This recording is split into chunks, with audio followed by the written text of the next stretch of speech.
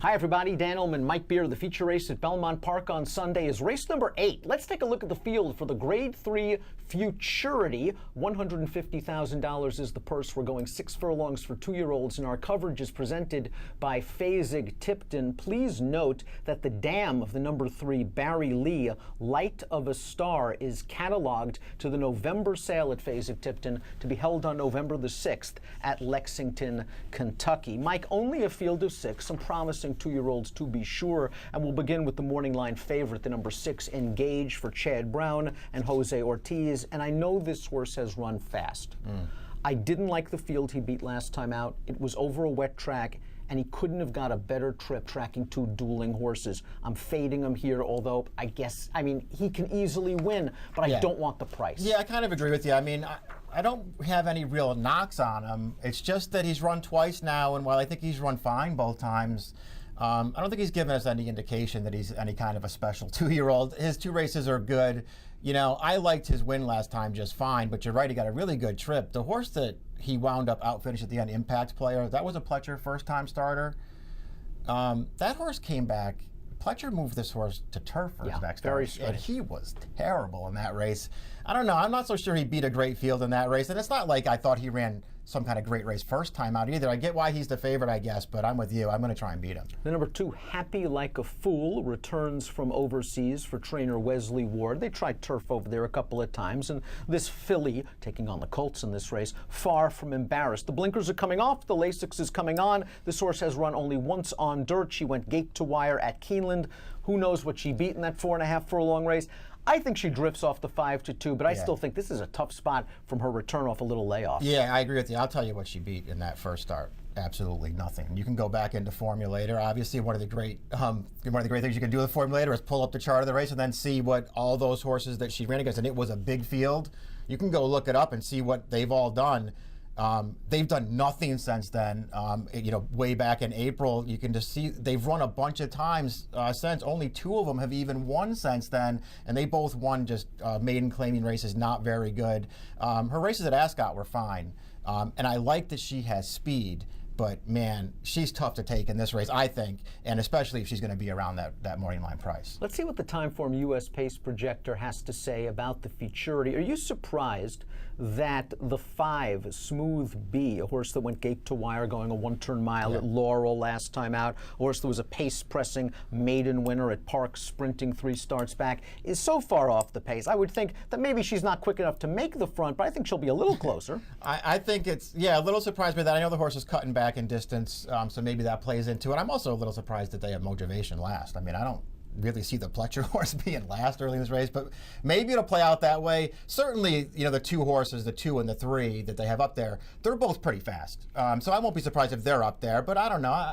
This pace scenario might be a little different. I have to agree, not only from Smooth B, who's a 2-time winner and seems a little bit slow on paper and is getting a class test for the first time, but Motivation, who was sort of all the rage for his debut at Saratoga. He went gate to wire in fast time, although I thought from a visual standpoint it seemed like more workmanlike and solid than anything brilliant. And then in the hopeful, I don't know, maybe it didn't break from the rail, maybe like the wet track, maybe it was just a good hopeful this year where Free Drop Billy came back to win the Breeders' Futurity, where the 4th place finisher Firenze Fire came back to win the Champagne. That hopeful, though, to me was a distressing effort. But I agree, he's got to be more forwardly close. I think he will be. We'll see what happens. You're right, though. His hopeful, you know, make any excuse for it you want. There are ways to look at it and make excuses, you know, the off track, the rail. He never got forward in that race, and he just stopped running at the top of the stretch for some reason, but he was bad in there. The bigger concern for me is not the hopeful. It's that his debut, while it was good and it was fast, 86 Beyer speed figure. If he runs an 86 in this race, he's smashing. He'll probably just going to win. That was Jim Dandy Day. You had to be rail speed. He was rail. He was speed. I think he beat a good field that day. I think Bourbon Resolution's a good horse, but he was against the track.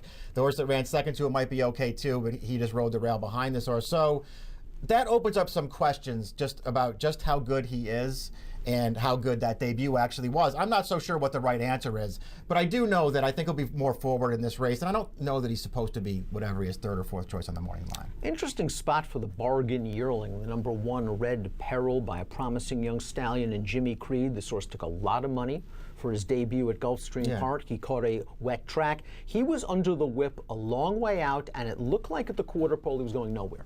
When the leader just was able to sneak away at the 3/16, so it looked like Red Peril couldn't get him. To his credit, he dug down deep and did get him, and that fig's not bad, 71. I agree. Big step up in class. Something tells me the pace can be a little faster than what he's used to. Yeah, I agree with that. His maiden win was pretty good, if only because he managed to get it done in there, but it was more of a game win than anything else.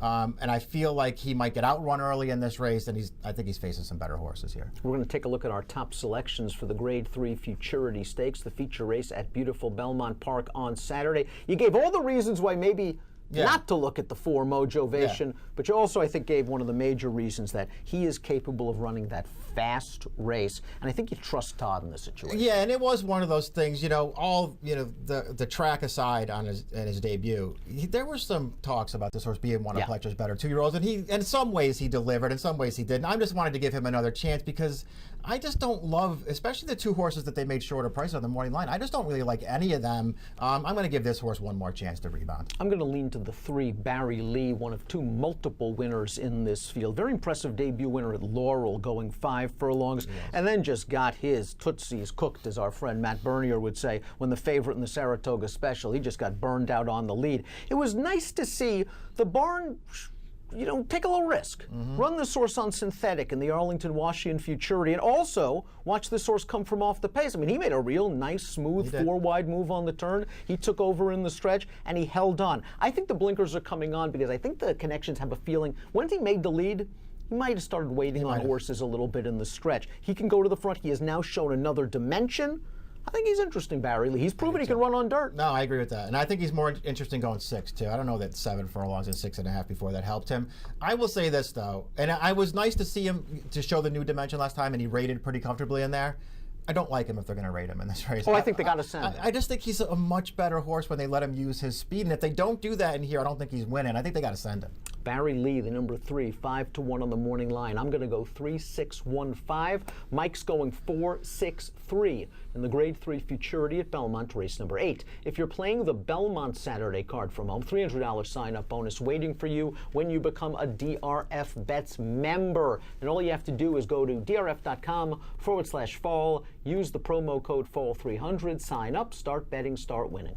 Approximate post time for the Grade 3 Futurity Stakes, race number 8 at beautiful Belmont on Saturday is 4:46 Eastern. Good luck.